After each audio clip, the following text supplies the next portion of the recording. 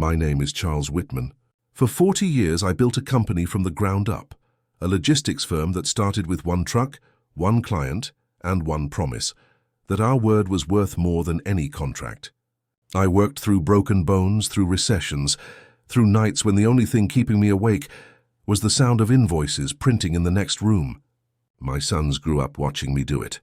I thought I was teaching them integrity, grit, and patience. Turns out I was teaching them where to aim their knives. It started quietly, a few misfiled reports, delayed payments that didn't line up. I didn't suspect my own blood. Why would I? Marcus, my eldest, was the visionary. Sharp, persuasive, the kind of man who could turn a handshake into a deal. Evan, the younger one, handled the numbers. Calm, meticulous, always the voice of reason. I thought the combination of their strengths would secure the company's future long after I was gone. Instead, it nearly destroyed everything I had ever worked for. The audit report landed on my desk on a grey Tuesday morning. It was supposed to be routine, an internal check before the quarterly board meeting. But the second I saw the red figures on page 4, I felt something break inside me. $22 million. That's how much was missing. Not lost and missing. Shifted through holding accounts, disguised as vendor payments, quietly moved offshore. It wasn't an error. It was a plan. And it had been unfolding right under my nose for years. I didn't storm into their offices. I didn't shout. That's not my way. I read the report 3 times, poured myself a cup of cold coffee, and stared out the window at the skyline I'd helped build. Somewhere in those towers, my sons were celebrating a victory they thought I'd never notice. I could almost hear Marcus's laughter, that confident tone that made investors melt and enemies disappear. I could see Evan's neat spreadsheets, the numbers flowing in perfect order. Except now I realized they were flowing in the wrong direction. When I confronted Marcus later that week, he didn't flinch. He just smiled that same smile I'd seen him use in boardrooms. "Dad, it's just restructuring. We're diversifying. You've been doing things the old way too long." He said it as if I were a relic, as if the man who had given him everything had outlived his usefulness. Evan couldn't even meet my eyes. He muttered something about efficiency, about keeping the company competitive. Their excuses sounded rehearsed, like lines from a script they'd practiced together. That night I sat alone in my office long after everyone had left. The city lights shimmered through the blinds, cutting thin stripes across the mahogany desk. In front of me sat the first photo we ever took as a family. Me, their late mother, and 2 little boys holding ice cream cones bigger than their faces. She was gone now. Cancer took her 12 years ago, and in losing her, I'd lost the only person who could have warned me what was coming. She always said Marcus had charm but no brakes, and Evan had loyalty but no spine. I used to laugh it off. Now I saw how right she'd been. I looked around the office, the framed certificates, the model trucks, the awards, and realized none of it meant anything anymore. The empire was rotten from the inside. My sons had taken the throne, but they'd burned the kingdom to sit there. $22 million wasn't just theft. It was a message. We don't need you anymore. I didn't sleep that night. I walked through every floor of the building I'd built, from the loading docks that still smelled of diesel to the executive suite that now bore my sons' names. The employees nodded respectfully as I passed, unaware that their company's heart had already stopped beating. Every wall, every plaque, every machine carried my fingerprints. Yet somehow I had become a stranger in my own creation. The next morning I did what I never thought I'd do. I walked into the boardroom, placed my resignation letter on the table, and told them I was retiring. There were gasps, questions, polite words of shock. Marcus pretended to protest. Evan said nothing. They both knew exactly what I was doing. I wasn't giving up. I was stepping aside quietly, because the one thing they hadn't inherited from me was patience. When I walked out of that building for the last time, the security guard, an older man named Robert who'd been with the company nearly as long as I had, held the door open and said, "You okay, Mr. Whitman?" I nodded, forcing a smile. "Just ready to rest a little," I said. But as I stepped out into the cold morning air, I wasn't thinking about rest. I was thinking about the janitor mopping the floors when I worked late, the one who never complained, who always called me sir, even after I told him not to.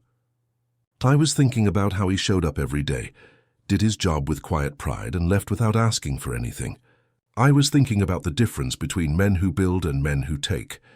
Before I left, I turned one last time to look at the glass tower that bore my name, Whitman Logistics, gleaming in the sunlight. My sons could keep their stolen millions. What they didn't know was that legacy isn't stolen. It's tested. And mine was just beginning its test.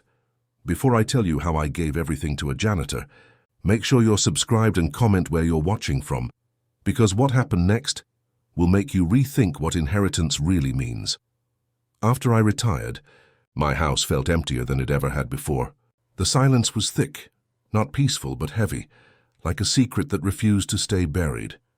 My sons visited occasionally, mostly to show face, sometimes with gifts I never asked for. A new watch, a luxury recliner, tickets to some meaningless event. But gifts have weight when they come from guilt, and every time they handed me something, I could see the fear flicker in their eyes. They knew I knew, and knowing that I wouldn't speak made them even more nervous. The newspapers wrote flattering pieces about the smooth generational handover at Whitman Logistics. Headlines praised Marcus and Evan for modernizing the legacy. I kept the clippings in a drawer unread. They didn't know that the company's backbone was gone. I'd walked away, yes, but not without setting a few things in motion first. Everything in business, I'd learned, was about timing. And my sons had just inherited a storm they didn't even know was brewing. People like to say blood is thicker than water, but I learned it's also more corrosive. It eats at you from the inside when love turns transactional. Marcus was all charm on television, giving interviews about leadership and innovation. He wore the same wristwatch I'd given him on his college graduation day, a watch I'd earned after closing my first $1 million deal. Seeing it on him during those interviews felt like watching my own heartbeat on another man's wrist. Evan, meanwhile, handled operations quietly, staying behind the scenes. He'd always been the calm one, the good listener. But silence can be a form of betrayal too, especially when it hides behind spreadsheets. The first few weeks of my retirement, I tried to convince myself I was free. I told people I wanted peace, time for fishing, reading, reflection. The truth was I couldn't stop thinking about what they'd done.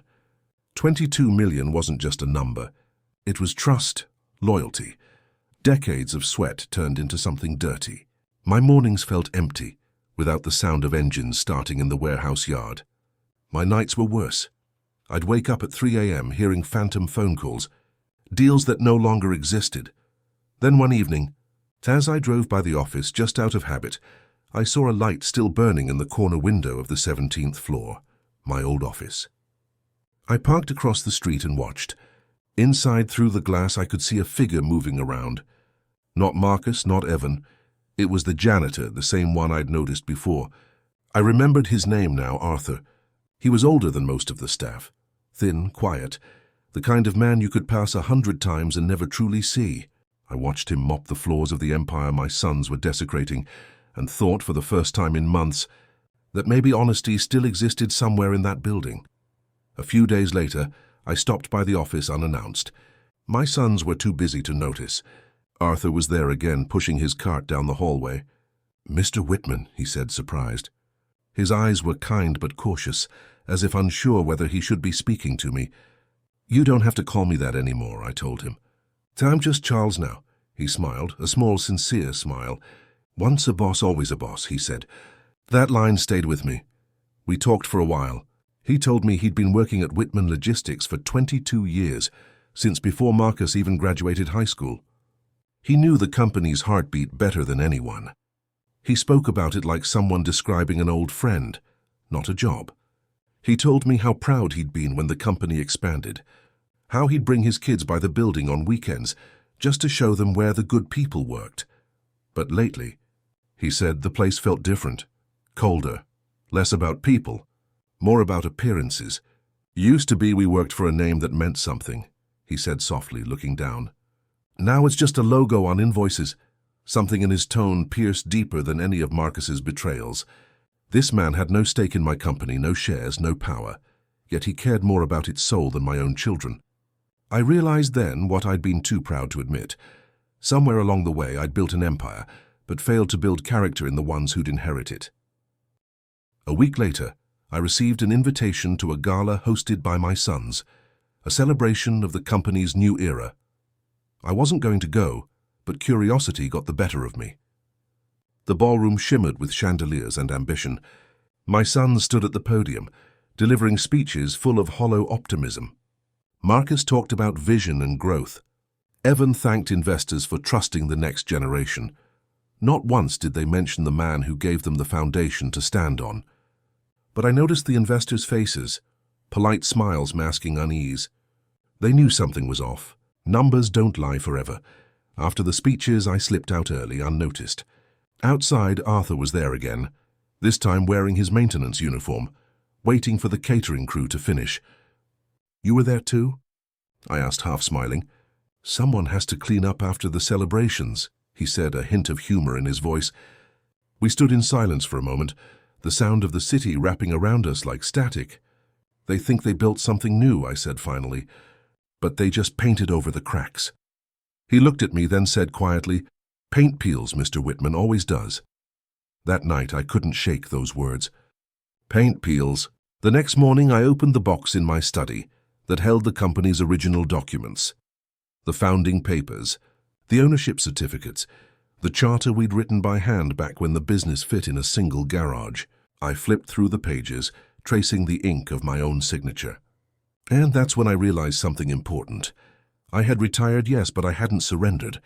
Legally, morally, and spiritually, Whitman Logistics was still mine. For the first time since stepping down, I felt calm. The betrayal had already happened, but the reckoning hadn't. My sons thought they'd won, but all they'd really done was declare war on the one man who'd taught them every move they knew. And if there's one thing I'd learned from a lifetime in business, it's this: the loudest men fall first. The patient ones build quietly beneath the noise. That night I wrote a single line in my leather notebook. When legacy becomes liability, it's time to rewrite the will. It wasn't revenge I was after. It was correction. The same kind I used to make when a shipment went missing or a partner broke trust. You don't scream. You don't destroy. You just fix, thoroughly, quietly, permanently. As I turned off the lights and closed my study door, I caught a glimpse of my reflection in the window. Older, wearier, but steadier. The kind of man who'd been underestimated one too many times. My sons thought the story was over when I resigned. They didn't realize I was only halfway through writing it. In the weeks that followed, I began to live like a ghost inside my own legacy. No one suspected anything. Not Marcus, not Evan, not the investors who sent their polite emails addressed to Mr. Whitman Sr. as though I were some relic of a bygone era. I played the role perfectly. The retired patriarch who tended his garden and played chess with old friends. But while they saw a man in retreat, I was building something they'd never see coming. The first thing I did was review every document I still owned, every patent, every property deed, every corporate clause that had my name printed in the fine text. Decades of cautious management had taught me one simple truth. When you sign your name, sign it in a way that outlives betrayal. I'd structured the company's assets in a network of trusts and holding agreements, not to hide money, but to protect it. My sons thought they controlled the crown. What they didn't realize was that I still owned the land it sat on. Arthur, the janitor, became my quiet companion in this process. I started visiting him at the office after hours, under the guise of checking mail or retrieving old files. The building was eerily peaceful then. The hum of fluorescent lights, the faint smell of floor wax, the echoes of footsteps in empty halls. Arthur never asked questions. He'd simply nod, continue mopping, and occasionally hum an old tune from the 70s that I couldn't quite place. One evening I brought him coffee. He looked startled but grateful. "Nobody's ever brought me coffee here," he said. "They just walk around me." We started talking more after that. He told me about his life, a daughter in nursing school, a wife who'd passed 5 years ago, a house he was still paying off one paycheck at a time. He spoke about pride, not as arrogance, but as survival. "If you clean floors for 20 years and never cut corners, that's a kind of success too," he said once. And I realized he was right. It wasn't grand gestures that defined a man. It was consistency, the quiet, honest rhythm of showing up. Around that same time, I began to notice something interesting. Despite my son's public confidence, cracks were forming. Vendors called me privately, confused about unpaid invoices. Long-term clients reached out, asking if I'd really approved sudden price hikes. One even said, "It doesn't sound like your company anymore." That line hurt more than the theft itself. My sons hadn't just taken my money. They'd taken my name and turned it into noise, so I did what I'd always done best. I investigated quietly. Through old contacts, I got access to internal reports.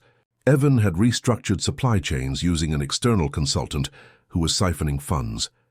Marcus was throwing company money at high-profile parties to impress potential investors. Together, they were building a tower of glitter on a foundation of sand, and all of it carried my name. Arthur noticed the tension one night when I came by. "You look like a man holding too many secrets," he said. I chuckled. "You're observant," he shrugged. "You learn to read faces when you spend your life invisible." That sentence hit me harder than I expected. I'd spent my career surrounded by people who demanded to be seen, clients, shareholders, executives, yet it was the invisible man who understood human nature best. The following week, I invited Arthur to dinner at my home. He hesitated at first, unsure if it was appropriate. But he came dressed in his best shirt and polished shoes. Over dinner, I asked him what he'd do if he ever had real money, not a fortune, just enough to live without fear. He thought for a moment and said, "I'd build something honest, maybe a community center, a place where people remember your name for what you gave, not what you took." I didn't respond right away, but those words etched themselves into my mind. After he left, I sat at my desk and opened the old company charter again. Buried in its pages was a clause I'd written years ago on a contingency for dissolution. In the event of ethical collapse, it gave me the right to reassign certain assets to a trust if leadership failed to uphold the founding principles. At the time, I'd added it out of paranoia. Now it felt prophetic. I spent the next month working in silence. I contacted my lawyer, an old friend named Harrington, who had handled my affairs since the 1980s. "You're sure about this, Charles?" he asked, scanning the papers. "Once we file, there's no going back." I nodded. They made their choices. I'm just making mine. We began drafting what would become the Whitman Integrity Trust, an entity designed to absorb and redistribute the company's assets into charitable ventures, scholarships, and worker benefits. But its core beneficiary would be someone who symbolized the values I'd built the business on: humility, integrity, endurance. Arthur's face came to mind immediately. Every night after that, I watched the building lights from my car and saw the janitor still at work long after everyone else had gone home. He never complained, never cut corners, never asked for anything.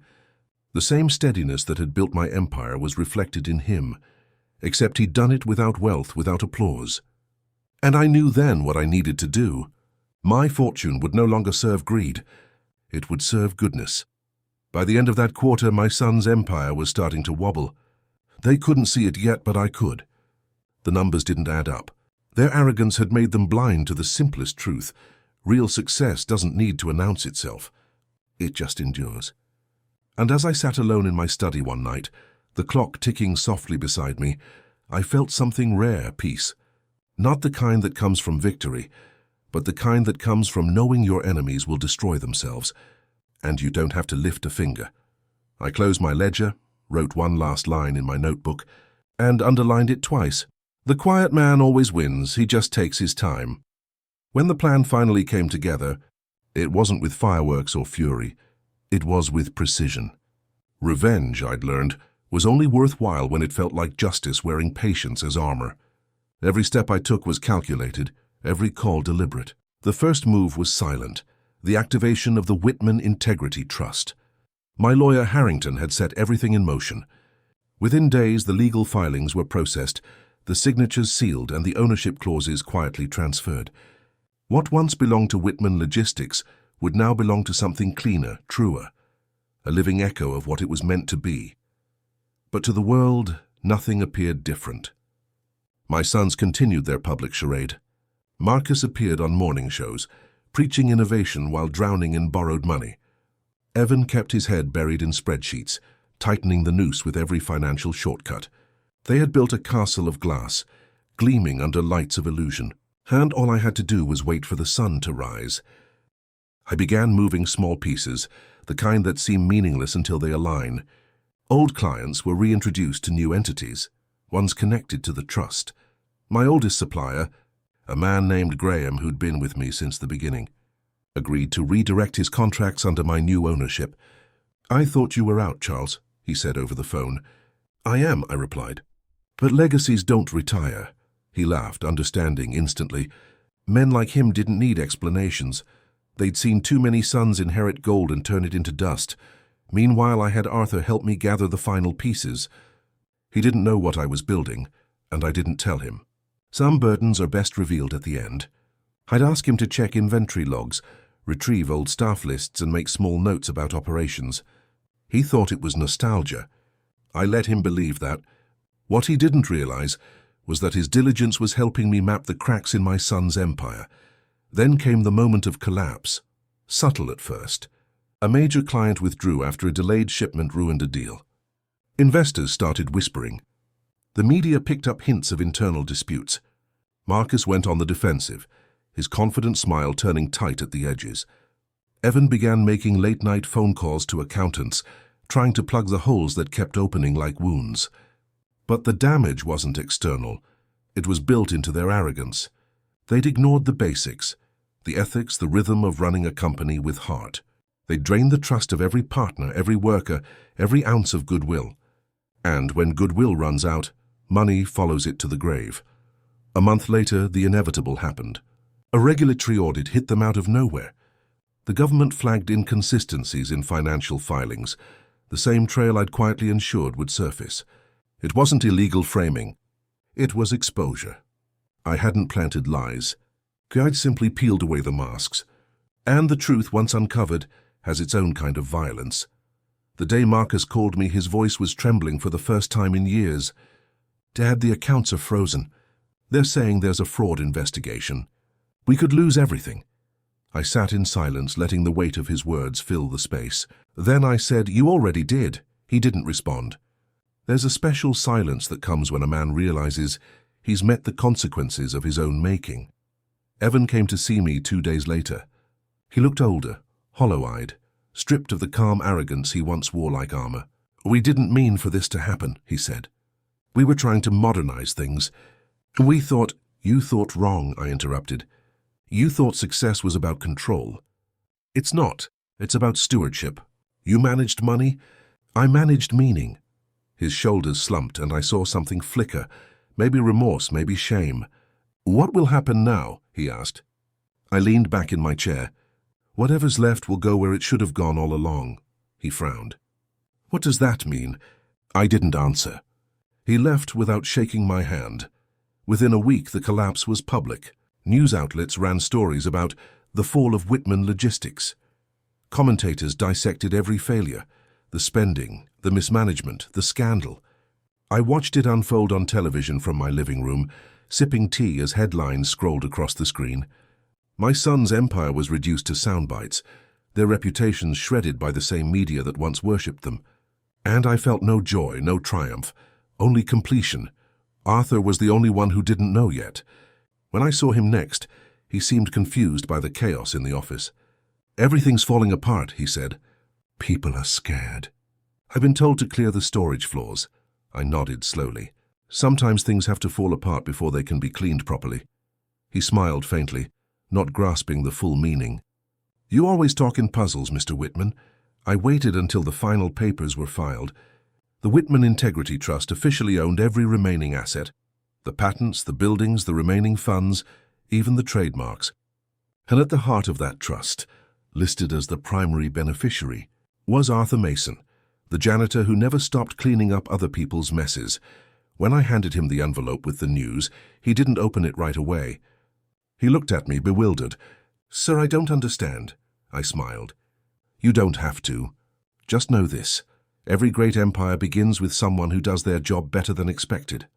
You've done that all your life." His eyes welled up and he shook his head. "I can't take this. I'm just—" "Don't ever say just again," I interrupted softly. "You're the proof that good men still exist in places the world doesn't look." He opened the envelope then, reading the letter in silence. His hands trembled. This says I own the company." I nodded. "Not the old one. The clean one. The one built on integrity." Tears rolled down his cheeks. "Mr. Whitman, why me?" I placed a hand on his shoulder. "Because you never asked for anything. And that's the kind of man I'd trust with everything. When Arthur left my house that night, the world outside was quiet. Not the empty kind of quiet, but the kind that comes after a storm. I watched him disappear down the street, carrying not just papers but the weight of something sacred, a second chance. And for the first time in years, I felt lighter. My sons would spend years rebuilding their lives, perhaps even learning humility from the rubble. But I didn't need to see it. Justice doesn't need an audience. It just needs to be done. Arthur didn't come back to the office the next morning. He didn't have to. The world came to him instead. Within days, every major paper ran a story with a headline that no one saw coming. Janitor inherits $22 million company after founder's son's collapse. Cameras lined up outside his small suburban home. Neighbors whispered in disbelief, and reporters chased him to work as if he'd discovered buried gold. But what Arthur had inherited wasn't wealth. It was the truth finally given a name. When I saw the first article, I was sitting on my porch with the morning paper folded neatly beside my coffee cup. The sun was just beginning to rise, and for once I felt its warmth without bitterness. I didn't feel pride. Pride is noisy. What I felt was peace, silent, steady, earned. For 40 years I had carried a name that meant reliability. My sons turned it into a brand. Arthur turned it back into a promise. The day after the news broke, Arthur came to see me. He was overwhelmed, still wearing the same faded jacket and cap he'd worn for years, as if afraid that changing too soon might break the spell. When he stepped into my study, his hands shook. "Mr. Whitman, I can't." "I don't know what to say," he stammered. I smiled gently. "Then don't.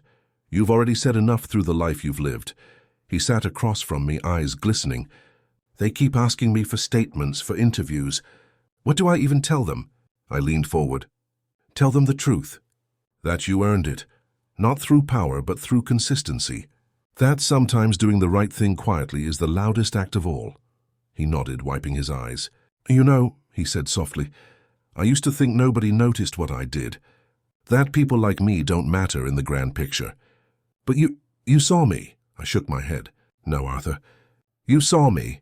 When everyone else treated my silence like weakness, you reminded me what strength looked like. You reminded me that worth isn't measured in dollars or titles. It's measured in decency." For the next few weeks, the story spread far beyond our city. Journalists wrote about the Whitman redemption. Analysts discussed the moral of it on business shows, and social media filled with strangers arguing over whether I was a hero or a madman. Some praised me for poetic justice. Others said I'd gone senile, that no sane man gives away a fortune to a janitor. But I didn't respond to any of it. You don't explain truth to those who measure life in profit margins.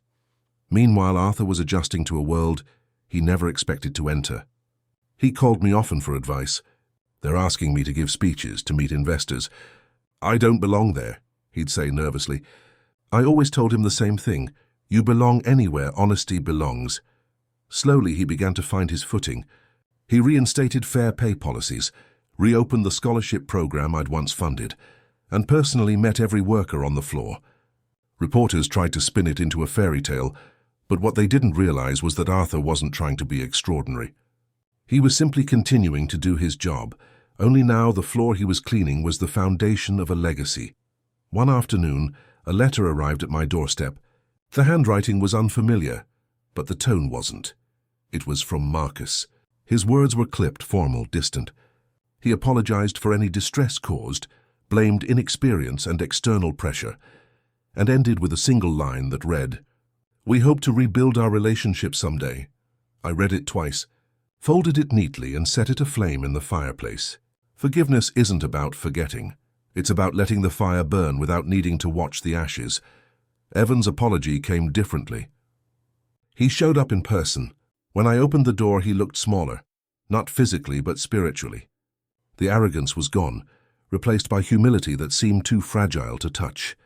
"Dad," he said quietly, "I don't expect forgiveness.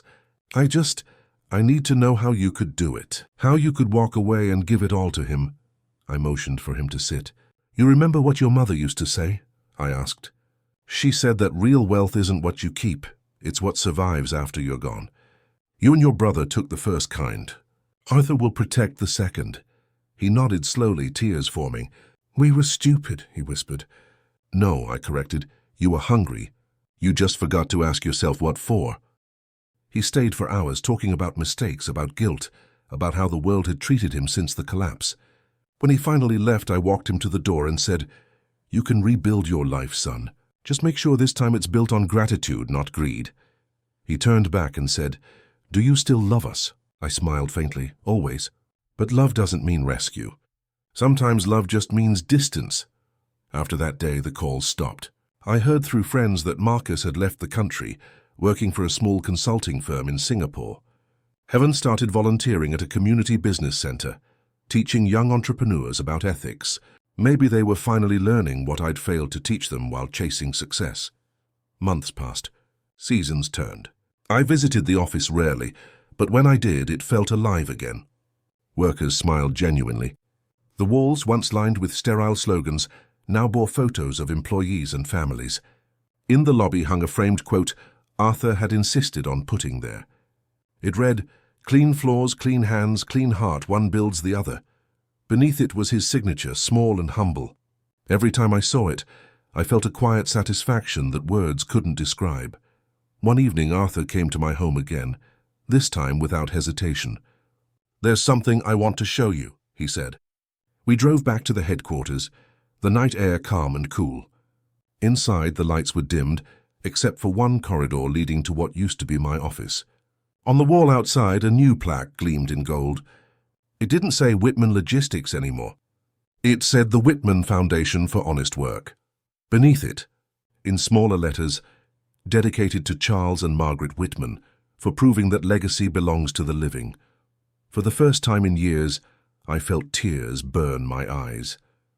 "You didn't have to do this," I murmured. Arthur shook his head. "You gave me a company. The least I can do is give your name back its meaning." We stood there for a long time in silence. The hum of the building, the faint scent of cleaning polish. It all felt like home again. Later, as we sat in the office that once held my empire, Arthur said something I'll never forget. "You know, people think success is about climbing, but you showed me it's about cleaning. Cleaning what's broken, what's corrupt, what's forgotten." I chuckled softly. "Maybe that's why I chose a janitor. You understand cleaning better than anyone." He smiled. "And you understand building. Together, that's enough." Time softened everything after that. I grew older, slower. My hands shook when I wrote, but my heart finally felt steady. Every week, Arthur would visit, updating me on projects the foundation was funding, schools, rehabilitation programs, scholarships for workers' families. It was everything I'd ever wanted my sons to do, but never could teach them. And each time I saw the impact, I realized something profound.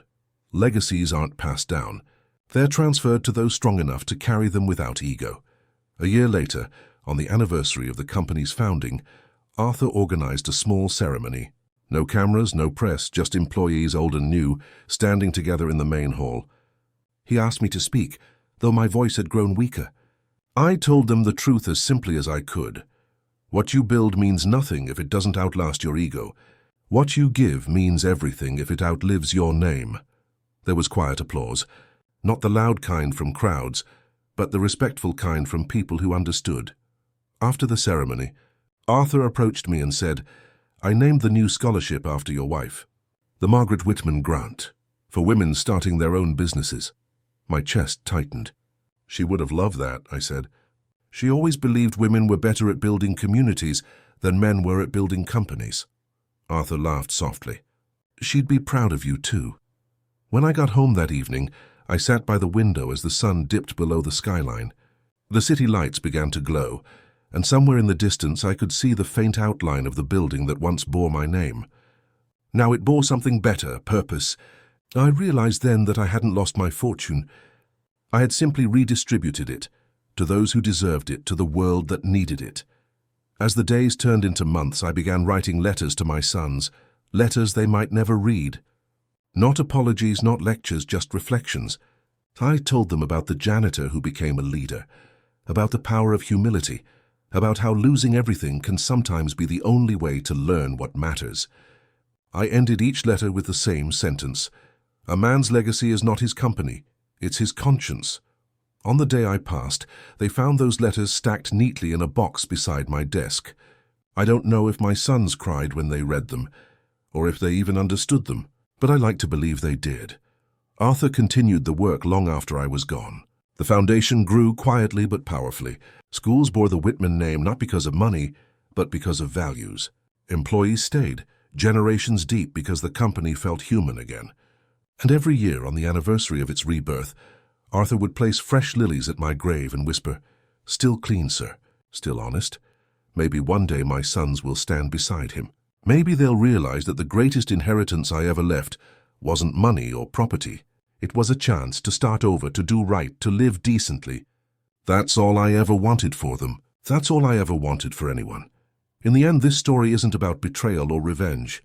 It's about restoration, about how one man's quiet decision to walk away from corruption became another man's invitation to live with integrity, about how wealth means nothing without worth, and about how the truest measure of success is leaving behind something that still breathes when you're gone.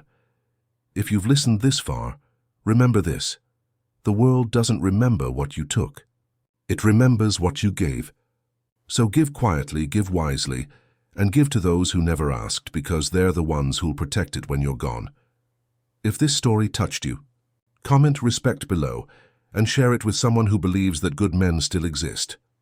Because sometimes the cleanest hands come from the humblest work, and the richest hearts beat in silence.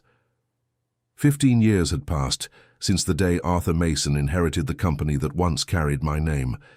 Time had washed away the noise of scandal, replaced it with the quiet rhythm of progress.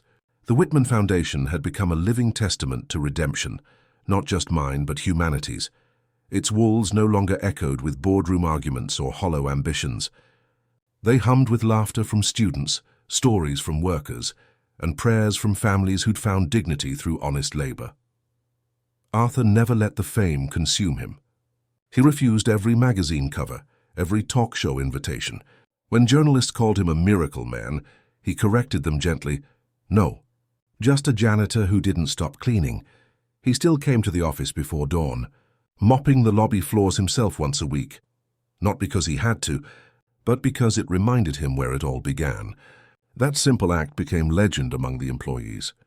They said, "If the boss can mop, the rest of us can lead." Under his guidance, the foundation funded 112 small businesses started by workers and their families. It built schools in 5 cities, donated fleets of trucks to disaster zones, and created apprenticeship programs that turned laborers into managers. Every new project carried a plaque with a simple line, "For those who work with clean hands." Arthur said it kept the spirit of Charles Whitman alive, a reminder that legacies aren't built in marble, but in moments of decency. But the story didn't end there. The sons, Marcus and Evan, reappeared one summer. They hadn't spoken to Arthur in over a decade, but when they walked into his office, dressed modestly, heads lowered, it was clear they weren't there for money. They were there for meaning. Marcus spoke first. "We've been rebuilding," he said awkwardly. "Small business consulting. Nothing big." His voice carried exhaustion, not arrogance. Evan added, "We heard what you've done here. We wanted to see it ourselves." Arthur listened quietly, his eyes studying them with neither anger nor pity. "It's still your father's dream," he said. "You don't need permission to care about it again." They spent the day walking through the new headquarters, the renovated warehouse that now served as both museum and training center. Marcus paused by a mural of Charles and Arthur, painted by local students. Beneath their portraits were the words, "Two men, one purpose, to restore what greed forgot." His eyes welled up. "He really did it," he whispered. "He made sure we'd never forget." Evan nodded, silent, tracing the paint with trembling fingers. Later that evening, they sat with Arthur in the garden behind the building.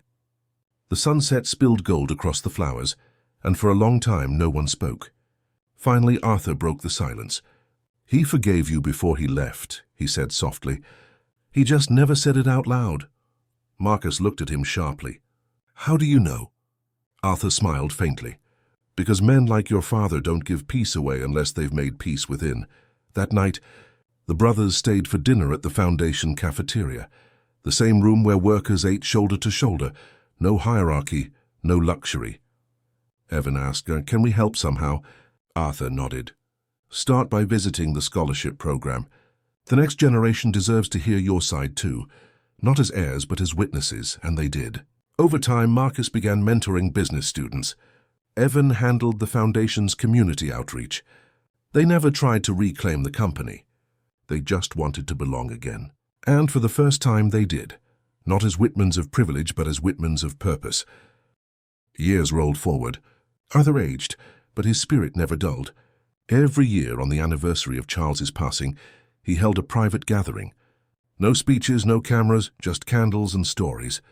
Workers shared how their lives had changed. One truck driver told how the Foundation's healthcare program saved his daughter's life. A single mother said her son's scholarship turned their future around. Each story was a small redemption woven into the larger one. In his later years, Arthur often sat in his office at dusk, staring at the skyline. His assistant once asked what he thought about when he looked out that window. He replied, "I think about how easily we forget that greatness is borrowed. Every good thing we build belongs to time, not us." On his desk sat one framed photograph, not of his family, not of his achievements, but of Charles, standing in front of the first Whitman truck. Beneath it, in neat handwriting, he'd written, "He built the road. I just kept it clean." One autumn evening, a letter arrived at Arthur's desk. It was addressed in Evan's handwriting, postmarked from Boston. Inside was a small wooden box. Arthur opened it carefully. Inside lay Charles Whitman's old pocket watch, the same one Marcus used to wear during his interviews. On the inside cover was engraved a new line, "Legacy kept, time repaid." Arthur sat back in his chair, eyes misting. He placed the watch beside Charles's photo and whispered, "He'd be proud of you both." As the years slipped by, Arthur's health began to fade. He refused to slow down, saying, "You can rest when the floors are clean." The staff adored him, for not as a boss, but as a father figure. When he finally retired, they gathered in the main hall to surprise him. Thousands of employees stood together, each holding a white rose. At the center of the stage hung a banner that read, "From Janitor to Guardian. Thank you for keeping us honest." When Arthur walked in, the applause was thunderous. Tears streamed down faces both young and old. He stepped up to the podium, frail but smiling. "This place was never about me," he said. "It was about a man who believed in goodness when goodness wasn't fashionable. We lost him once, but we found him again, in every honest hour we've worked since." The crowd rose to their feet. Someone shouted, "For Charles!" and the hall erupted into cheers. Arthur raised his hand gently. "No," he said with a small smile. "For all of us." After the ceremony, Arthur walked alone through the halls one last time. He ran his fingers along the walls, now lined with plaques bearing names of workers who'd given decades of service. He stopped by the mural again, his and Charles's faces side by side now, and whispered, "We did it, sir." That night he went home, placed the pocket watch by his bedside, and drifted into sleep with a peace only purpose can bring. He didn't wake up the next morning. The news of his passing broke the next day, and tributes poured in from across the world. Not because of his wealth, but because of what he represented: decency, humility, and quiet strength. His funeral was attended by thousands. Workers, students, families, and even Marcus and Evan, now grey-haired but content. They stood side by side, holding a wreath that read, "For the man who kept our father's heart alive." As they laid it beside his grave, Marcus whispered, "You were right, Dad. Worth outlasts wealth." In the years that followed, the Whitman Foundation expanded globally. It remained fiercely independent, never accepting corporate donations that came with conditions. Every new branch had a janitor's name engraved on the cornerstone, honoring the invisible hands that keep the world turning. The story of Charles and Arthur became required reading in business ethics courses worldwide, a modern parable of power redeemed by humility. A decade later, a small museum opened beside the Foundation headquarters. Its first exhibit was titled "The Measure of a Man." At its center stood Charles Whitman's office desk, preserved exactly as it was the night he wrote his resignation letter. On the desk sat his old leather notebook, open to the last line he ever wrote: "The quiet man always wins. He just takes his time." Visitors often stood before that line in silence. Some saw it as wisdom, others as warning. But everyone left knowing this: legacies aren't inherited. They're earned day by day in the choices no one else sees. And somewhere in that quiet hall, beneath the soft hum of air vents and the echo of footsteps, it always felt like Charles and Arthur were still there. One building, one cleaning, both proving, even in absence, that integrity never dies. If you believe goodness still matters, share this story. Because every empire falls, but the honest heart, it rebuilds forever. Years passed, and the story of Charles Whitman and Arthur Mason faded into something larger than memory. It became legend. It wasn't told like a business case anymore, nor repeated as gossip. It lived in classrooms, in church sermons, in dinner table conversations between parents and their children. Somewhere along the way, it stopped being about money and became about what it truly meant to be a good man. Every generation found something different in it. Some saw it as a story of justice, the greedy sons punished, the humble man rewarded. Others saw redemption, proof that even after betrayal, grace could rebuild what anger destroyed. But to those who worked inside the Whitman Foundation, it was simpler than that. To them, it was a story about work, honest, steady, unseen work.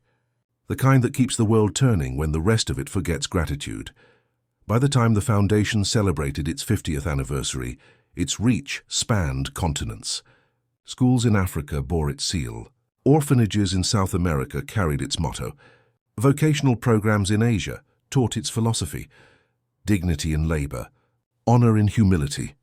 A bronze statue stood in the central courtyard of the headquarters, not of Charles or Arthur alone, but of both, side by side.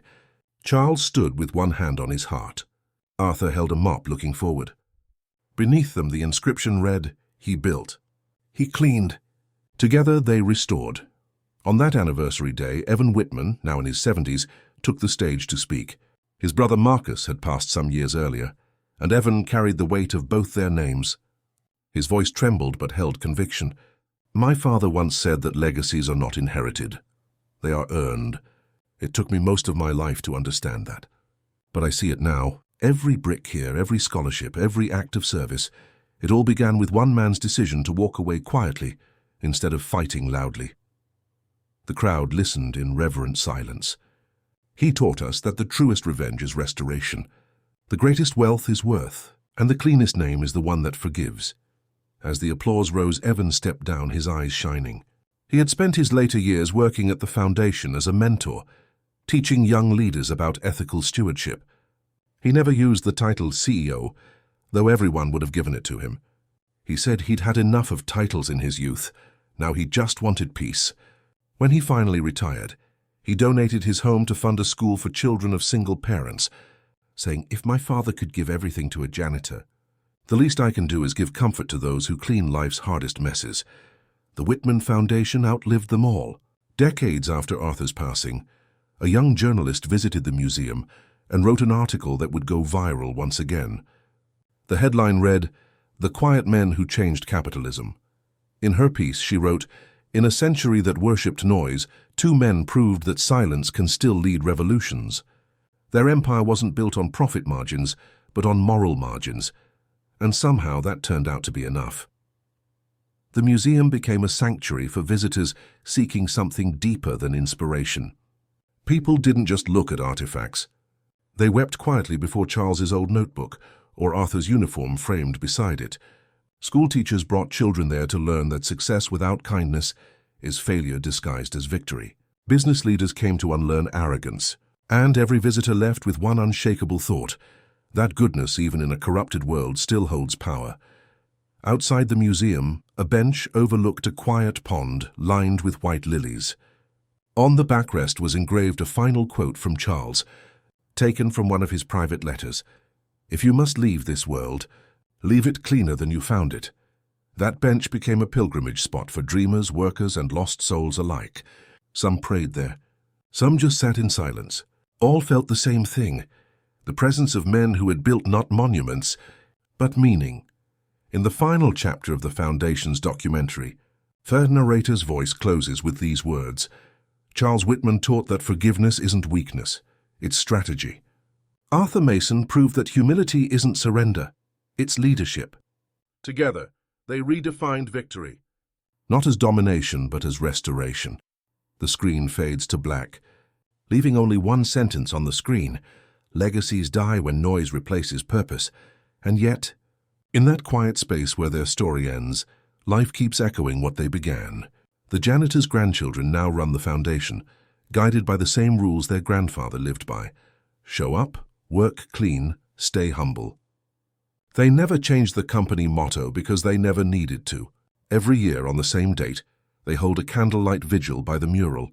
Not to mourn, but to remember. Workers place their mops, tools, and notebooks at the base of the statue as a sign of gratitude. The building glows with light that seems to breathe. Sometimes in those hushed moments, an old worker would swear he felt a breeze move across the hall, faint, steady, almost human. They say it's Charles making his rounds, checking that everything's still in order. Others say it's Arthur, humming that old tune as he sweeps the floors of eternity. Maybe it's both. Maybe the good never really leave. They just keep working where light still reaches, and so the legend endures, not as a business tale, but as a compass for every person who has ever been betrayed, underestimated, or overlooked. It whispers a single truth, that integrity never goes unrewarded, even if its reward comes quietly. Long after the applause fades, if you've stayed till this final part, remember what Charles Whitman proved, that silence can rebuild what noise destroys. Remember what Arthur Mason lived, that ordinary hands can lift extraordinary weight. And remember what the Whitman Foundation still teaches today, that no empire truly falls when it's built on honesty, compassion, and grace, because someday, when all the towers have crumbled and the headlines are forgotten, someone will still be out there cleaning, building, forgiving, keeping the world from sinking under its own arrogance. And in that act, unseen and uncelebrated, the spirit of Charles and Arthur will live forever. If this story moved you, comment "Still Honest" below, because the world may forget the names, but it never forgets the good they did.